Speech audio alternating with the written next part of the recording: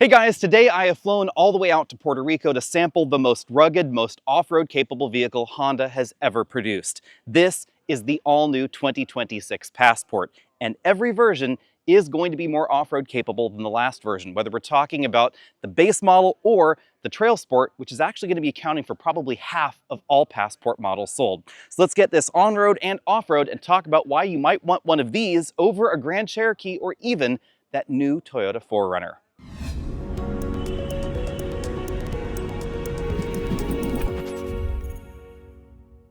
Before we get to the Trail, let's talk about the design. The new Passport is bigger and boxier than ever, and all models, whether we're talking about the RTL or the Trail Sport trims, are going to get 8.3 inches of ground clearance. They're also going to get the rugged design that you see here. Now, you can get a blackout package or you can get the one without the blackout package, but the difference is mainly styling. We get full LED headlights in every model with an LED turn signal and LED DRLs. We have LED fog lights down below on this model, and check out these big orange recovery hooks at the bottom. This is the first Honda model that's received fully boxed recovery hooks like this, and they're rated for twice the vehicle weight. The side profile definitely gives me Honda meets Land Rover. Let me know what you think about that down there in the comment section. If you want rock sliders, those are going to be available from the factory. We of course have big roof rails on top and a pretty tall roof line, which really gives us a lot more interior space than you find in a decent number of the competition.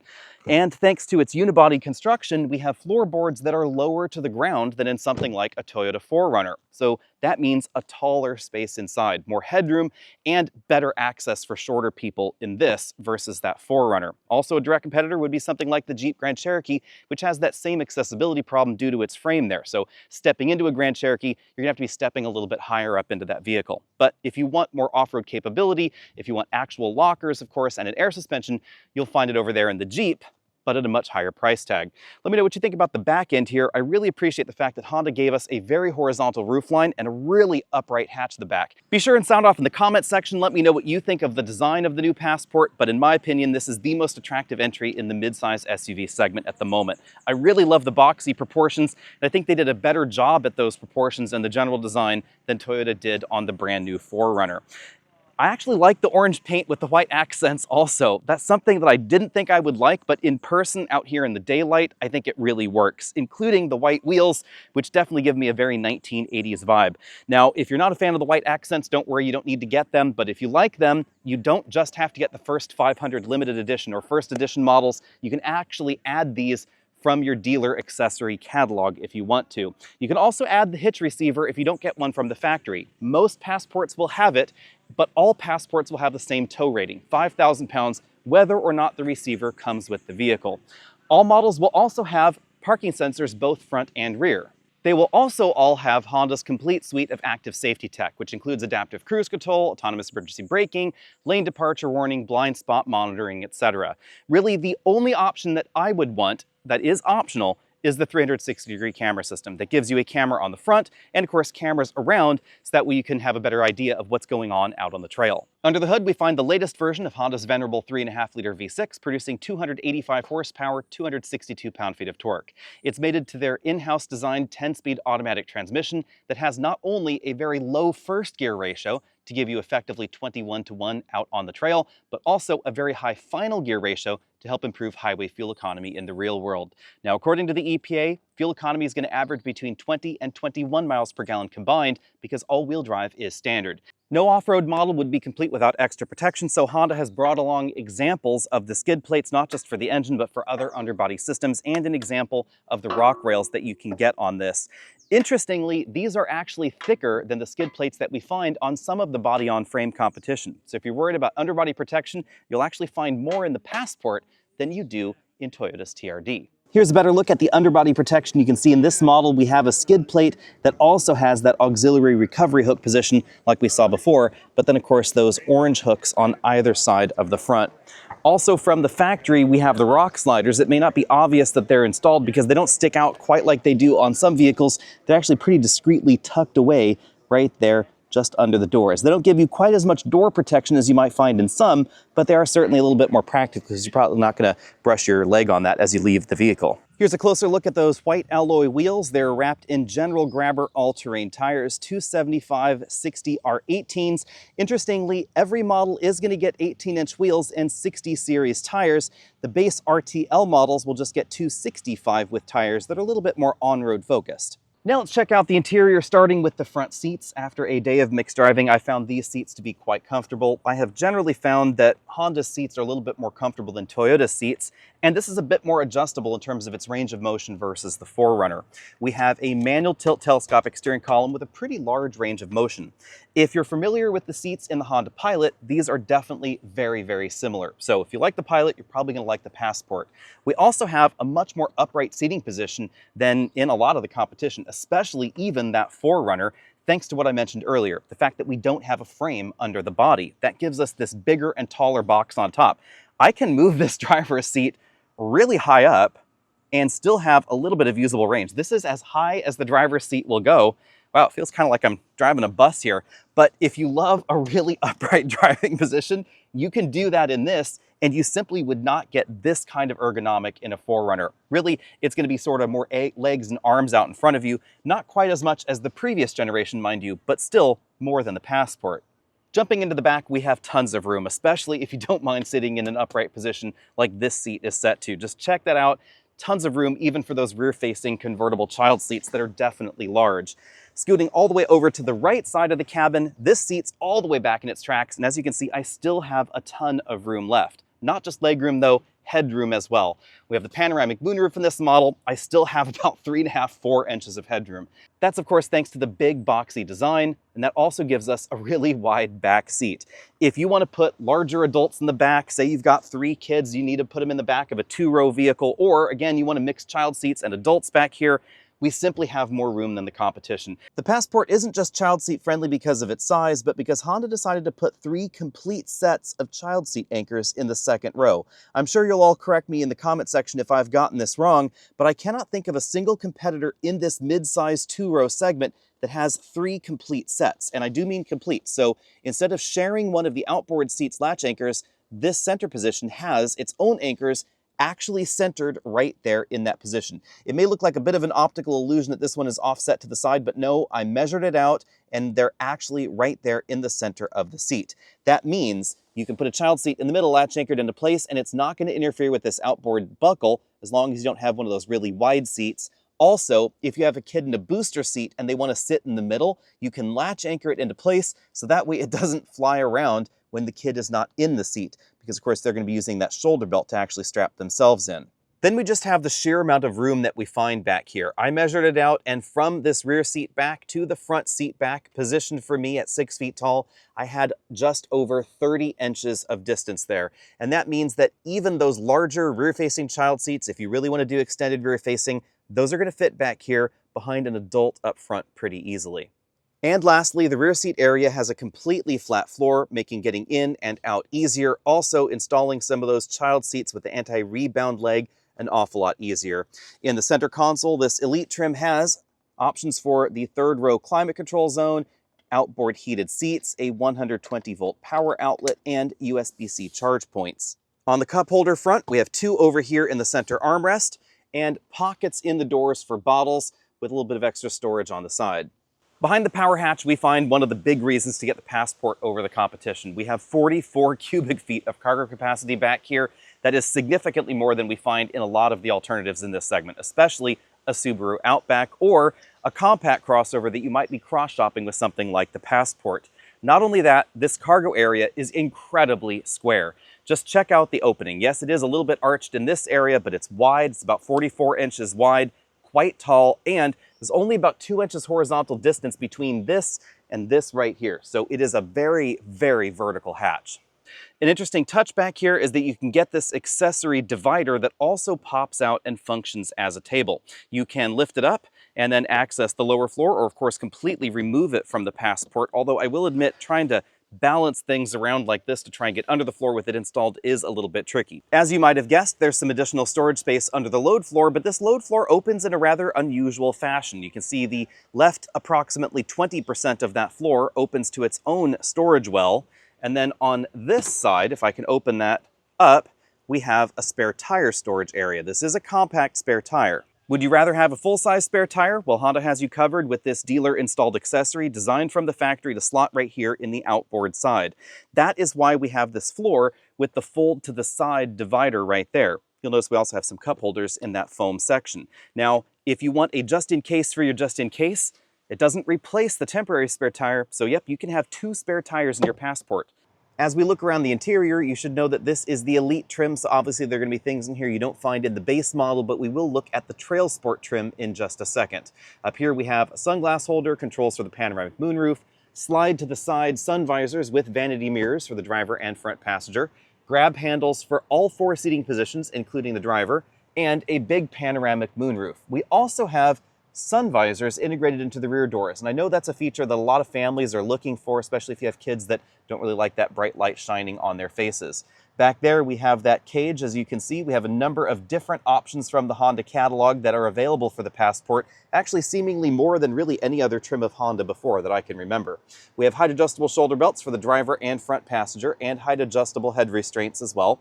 All Trail Sport trims are going to have Trail Sport embroidered on the head restraint. This is a Trail Sport Elite, and interestingly, you cannot get the Elite trim without the Trail Sport parts. But if you get the regular Trail Sport models, then we get different accents. They're orange instead of what we see here, which is kind of a burnt brown, I guess you could say, with a medium chestnut leather in the middle. These seats are perforated, and they're also ventilated, so heated and ventilated seats in this model. We have moderate bolstering on the seat back and bottom cushion to help hold you in place whether you're on the road or on the trail. Moving over to the front doors, we have a reasonable percentage of soft touch materials. The entire upper section door, that's all soft touch, but we do have harder plastics down there along the bottom of the door, including all the little storage cubbies that you see here. So kind of bottle holders, knick-knack holders, maybe a sunglass holder right there in the door, and then a larger storage bin right down there at the bottom. You can see we have the unique Trail Sport mats in this particular trim, and soft touch materials all over the dashboard as well. I really like this storage pocket that we're starting to see in a lot of vehicles out there because it has a place where you can have a passenger tuck their smartphone or other knickknacks if you want them out of the way. And there is a little rubbery mat inside to help keep things from jangling around. We have a soft touch upper section, stitched midsection in two-tone. So this lower part is also stitched, but logically hard plastics lower. We have a bin-style glove compartment. I suspect you would not be able to fit an 11-inch tablet computer inside, but it looks like it's pretty close. Speaking of tablet computers, in the middle of the dashboard, we have one of Honda's larger LCD infotainment systems, and it's running the latest Google Automotive operating system. But unlike some car companies that use Google Automotive, this is skinned a little bit differently. So in this trim, you can see that we have the Play Store there, we have Bluetooth audio, obviously we have Apple CarPlay and Android Auto support in here as well, but we also have the Google connected mapping data that we don't find in all of Honda's vehicles these days. So this has live mapping, live destinations, of course, toll information, all that sort of stuff, and the full suite of Google voice commands as well. So we can do things like say, hey Google, set the temperature to 60 degrees. And there we go. It has set the climate control to 60 degrees. Below the big LCD, we have a power and volume knob. All the other system functions are controlled via the touchscreen up there. Passport's embossed in the dashboard. Big air vents going on there. Start-stop button. Controls for the 3-zone automatic climate control system up front. And depending on the trim, you may get this rear lock button because we do have that control panel in the back for the tri-zone automatic climate control in the top trim. Now down here we have a little slot where you can store, I'm not quite sure what, maybe knickknacks. Let's see if the phone will fit in there. Yep, actually you can just about fit a smartphone in there, but that's how much it's going to stick out. We have a Qi wireless charging mat there. It's capable of charging through some thicker cases, and then a storage area for a second phone over there. You can see we have that sort of topographical print on that rubber, but no extra charging mat. Down here we have lots of shiny black plastic. That's my only concern for this interior, is that the shiny black plastic is probably going to get scratched up a little easily. The Hunt and Peck shifter is going on up there, drive mode toggle with the orange accents there, auto start stop, brake hold, hill descent control, electric parking brake, etc. The key, that's a pretty typical Honda key as you can see right there. We have a padded armrest wrapped in the same upholstery as the seats, and that opens to reveal a really big and deep storage area. That's logical because we don't have a transfer case or a transmission under this section of the dashboard like we do find in a Grand Cherokee or a 4Runner. On the driver's side, no head-up display, but we do have a big full LCD instrument cluster with some auxiliary LED gauges on either side. So you can see that the engine temperature and the fuel level, those are LED gauges on the side. Everything else is this big LCD in the middle. And it's pretty configurable, just like we find in other Honda vehicles. You use the controls on the steering wheel to select what's going to be on the left or on the right side of the display. So you can see seat belts, maintenance, tire pressure, safety support, etc. And you can choose between this more linear design, a round design, and some minimalist themes as well. So there's the round theme that gives you more of a traditional dial. You can also get a very minimalist theme if you choose that option right there. The steering wheel has a pretty similar design in most trims. This model has the heated steering wheel, so we have that button down there. If you get the regular Trail Sport model, then these chrome strips on each side of the steering wheel, those become orange. And I actually kind of like that look a little bit more than the little silver strips that we find here. You should know that there is a reasonable amount of shiny black plastic on this steering wheel as well. And like the center console, that's probably going to get scratched up a little easily. Unlike the other trim where we have orange accents that you're going to see in a moment, we have that sort of burnt brown accent right there. More shiny black plastic for the air vents on the outboard side right there. We have memory seats for the driver and an interesting 3D print texture for that trim strip in the door. Here's the Trail Sport model without the Elite package. You can see we still get the Trail Sport branding there. We get orange accents, but we get cloth inserts on the seats and on the doors. You can see that mid-door panel there. That's a cloth insert. And over here on the dashboard as well. Now, personally, I think I like the fabric inserts a little bit more than the imitation leather that we get on the other models. Let me know what you think down there in the comment section below. Other than that, the front is very similar to the other models. So we get the big screen up here, we get the Passport logo there, again, fabric accents. We get the tri-zone automatic climate control here, but we don't actually have controls in the back. So you notice at the back of the center console, we have air vents, but we don't have that control panel. Up front, we still get the Qi wireless charging mat there. We still get the push button shifters. We still get the big LCD instrument cluster and the orange accents all around. Before we get this out on the trail, we need to talk a bit more about Honda's iVTM4 all-wheel drive system. Much like super handling all-wheel drive that we find in the Acura lineup, this system is very different than competitive all-wheel drive systems in something like the Volkswagen or the Subaru, and quite different, of course, than a Grand Cherokee or 4Runner with their rear-wheel drive-based system. There are two reasons for that. The first one is that unlike a Subaru or a Volkswagen, the rear axle ratio is slightly higher than the front axle ratio. So when the clutch packs are all engaged, the rear wheels are spinning ever so slightly faster than the front wheels, giving this a rear power bias even in a straight line, which is not possible in a Volkswagen or a Subaru or any of the front-wheel drive based competition. Remember, of course, all-wheel drive is standard on this model. The other thing that's different is that this doesn't really have a rear differential. Instead, it has a rear power transfer unit, whatever you want to call it, but mechanically, the gears inside do not allow left and right outputs to spin at different rates. That function is performed by the twin clutch unit integrated into that module. The clutches can be fully engaged, they can be fully disengaged, and anything in between. That gives you the ability to send 100% of power destined to the rear axle to a single wheel, left or right, 0 to the other. You can also completely lock them both and function like a limited slip or a locking rear differential, up to certain torque output limits, of course. The rear axle in this vehicle is not capable of handling 50% of complete system power, but importantly, you can send more than 25% of engine power to a single rear wheel. It's actually about 40% of engine output or so. And that's what's really interesting about this system. It bundles not only off-road improvements with that limited slip and locking functionality, with on-road improvements like the torque vectoring function that you're probably familiar with from the Acura Super Handling all-wheel drive system, both in the same vehicle. As we get this out on the trail, let's talk a bit more about iVTM4 and some of its theoretical capabilities. And I'm using theoretical here because there is some drivetrain loss to the numbers I'm about to give you. Theoretically, if you multiplied the engine's 262 horsepower by the final drive ratio and first gear, you'd end up at 5,727 pound-feet of torque theoretically to the wheels. Obviously, in a real world, there's drivetrain loss, but we're going to ignore that for the purposes of this video. Of that, you could send 2,212 pound-feet of torque to the rear axle and all 2,212 to a single rear wheel. That single rear wheel part is important. Now, of that total, you could send 2,836 pound-feet of torque to the front axle, but you can't exactly send all of that to a single rear wheel because that's not how traction control works. Remember that in a traction control system, well, theoretically, it could just clamp the brakes on one of the wheels on a open differential and send all the power to the other wheel, They don't do that because when that wheel comes back down to the ground, you'd never be able to tell that that had happened. So instead, what systems do is they clamp the brakes on a little bit and clamp and release, clamp and release, clamp and release to direct power around. And effectively, they're actually sending a reasonable amount of power just to be spent into friction on that one brake that is doing that application. That's part of what makes IVTM4 interesting. The other part of IVTM4 that's interesting is the way that the software has been programmed. You'll notice in some of these shots coming up here that as you're driving down a trail like this, when a rear wheel gets kicked up, it basically stops spinning because the system's like, hey, that wheel's up in the air, let's just not send any power there. It opens the clutch, closes the clutch to the other side, locks that other wheel in, and then once that wheel returns to the ground, it starts spinning again. The system recognizes the wheel motions has started again, so then it's going to try and send power back to that wheel rather than sending it nowhere at all.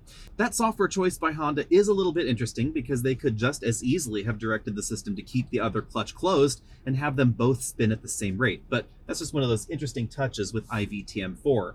Now, there's some significant advantages to a system like this. Obviously, weight is one of them. This is not as heavy as a traditional transfer case system with an E-locker or an E-limited slip differential in the back. Therefore, you get better fuel economy because of the reduced weight.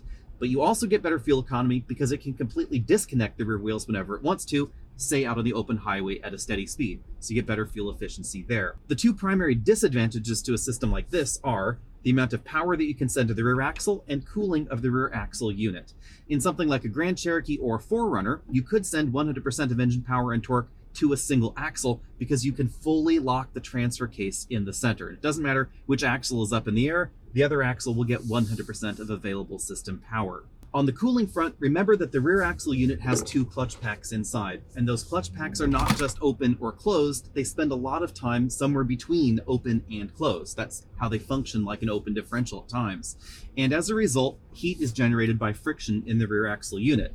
Now, the solution for that in IVTM4 in this generation was improved cooling, which logically allows those clutch packs to do their thing over a broader range of different situations on a trail like this, or in sportier driving out on your favorite winding mountain road. Because remember, this doesn't just function like a limited slip or a locking differential out on a trail like this, it also torque vectors, which is something that you can't do in a 4Runner.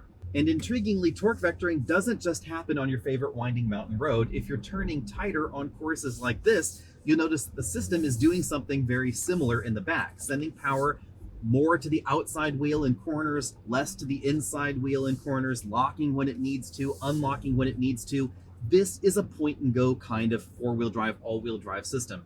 And that's what's more important, I think, for most customers out there. You don't have to worry about binding. You don't have to worry about what mode you're in, locking, unlocking the rear differential. You just point it, control your foot on the throttle, and let the software and the hardware decide where the power needs to go. Now that we've talked theory, let's talk practical application. And that's what this course that Honda has set up is all about. The kinds of situations you'll encounter on a BLM property or a national park if you want to get further off the beaten path, closer to that trailhead, closer to that campsite. That's why we have the underbody protection, the rock sliders, the all-terrain tires on these models, etc. In these situations, you're not really going to be ever encountering the limits of the all-wheel drive's torque capability. It's just not the kind of situation where you would run into that. So you're not trying to conquer Moab. Instead, you're trying to do the same kind of off-roading that, honestly, a lot of Wrangler and Bronco owners do on the weekends, only you're doing it in a vehicle that's more comfortable, quieter, better on-road, certainly with a bigger cargo area in the back, and better fuel economy. No, this cannot do the kinds of things that a Bronco and Wrangler can do, but to be honest, a lot of Bronco and Wrangler owners never do those things anyway, and this is significantly more capable than something like an Atlas Cross Sport or a Subaru Outback.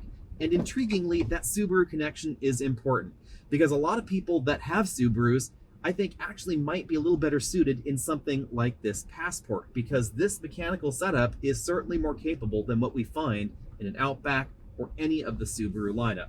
Not only do we have a better mechanical advantage in first gear, we have a real first gear, mind you, not a CVT, but we also have that rear axle unit, which is definitely a significant step above anything that we find in the Subaru lineup. And on top of that, we also have really good traction management software, and that's really critical for a vehicle like this, because a lot of off-roading is simply about getting the power to the wheel that has the traction. Whether you're doing that with an E-locker or an E-limited slip or a mechanical version of those, or a brake-based traction management system like this with the assistance of the twin clutches in the back, it doesn't really matter, because this system is really good about sending the power around while not limiting engine torque. So instead of doing that, just cutting back on the throttle like so many vehicles do, this just sends the power where it's needed. As far as the rest of the off-road experience goes, they've definitely opted for a firmer suspension tune than Jeep did with Grand Cherokee or Toyota did with 4Runner.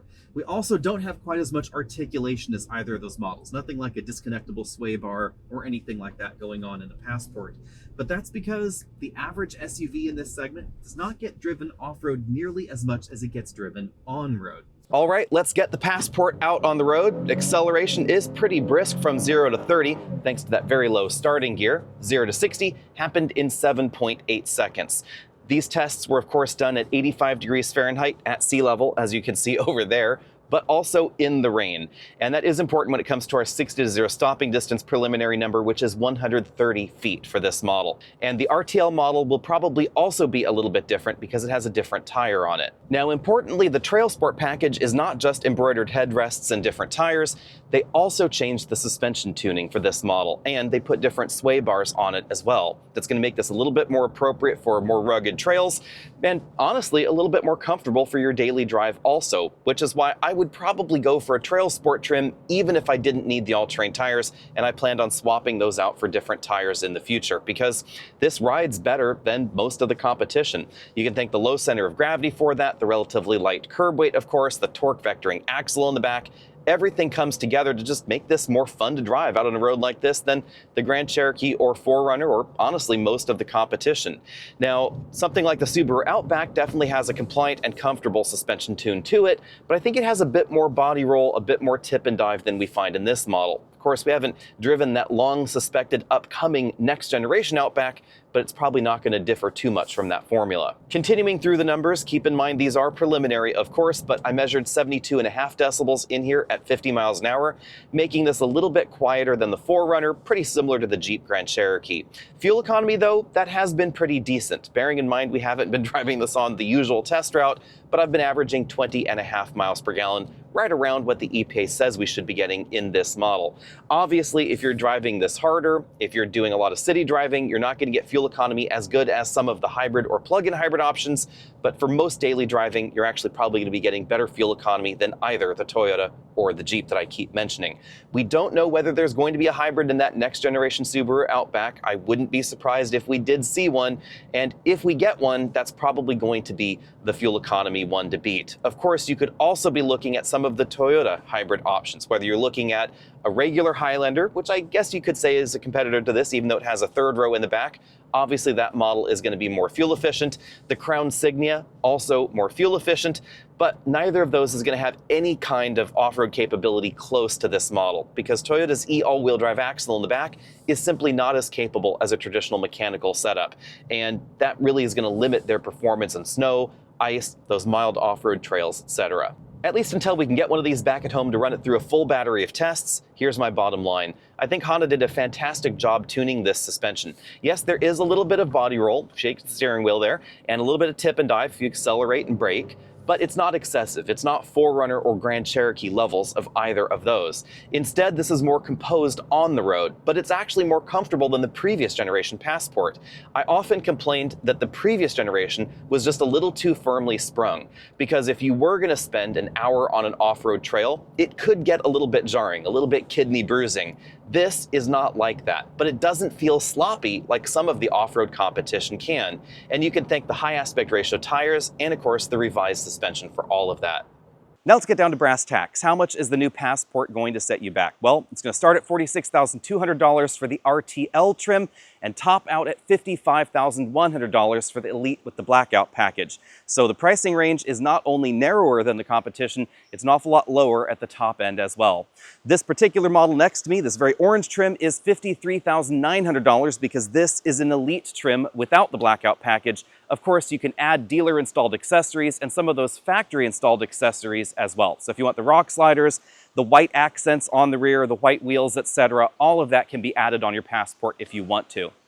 If I were shopping for a model, I suspect I would either jump up to the Trail Sport model, which starts at $47,900, or go to the Trail Sport Elite at $53,900. But the realistic price point for base shoppers, I say, is the towing trim, $46,900, because that's basically an RTL with the hitch receiver in the back. And you should know that even though we have 3 recovery points up front, the hooks on the outside and that skid plate in the center, in the rear, we just have that hitch receiver location. So if you want to recover yourself off-road, get that hitch, step up into that trim. Be sure and sound off in the comment section below. Let me know what you think about the Passport, and should we get something like this, because we are very shortly going to need something with extra rear seat room. And that's one of the big reasons to get the Passport, is not just the big cargo area in the back, but the fact that we have significantly more second row room than something like a CR-V or a RAV4 or any other compact SUV in America. Obviously, the price tag is certainly larger than the average compact SUV, spanning from about $45,000 to $55,000 or so, but that's not as big of a jump as you might find going from something like a Jeep Compass into a Jeep Grand Cherokee or a RAV4 into a 4Runner, because the Grand Cherokee and the 4Runner do get pretty expensive. And yes, certain versions are going to be more off-road capable than the Passport, but you're going to be paying an awful lot of money for that relatively small increase in real-world off-road capability that most people will explore. Again, if you plan on conquering Moab, if you want to blast down a Baja Trail, this may not be the SUV for you, but for the 99% of shoppers that are buying in this segment, this is more than enough SUV, more than enough capability, and because of its very design, it's simply better out on regular road surfaces. So for your daily commute, that fun winding mountain road, this is going to be better than those other options. And when you get off the trail, the Elite Trail Sport model is still going to be very, very capable. Let me know what you think about all that down there in the comment section below. And do you have one of these on your shopping list, or have you already picked up one, because these are already on sale? See all of you later.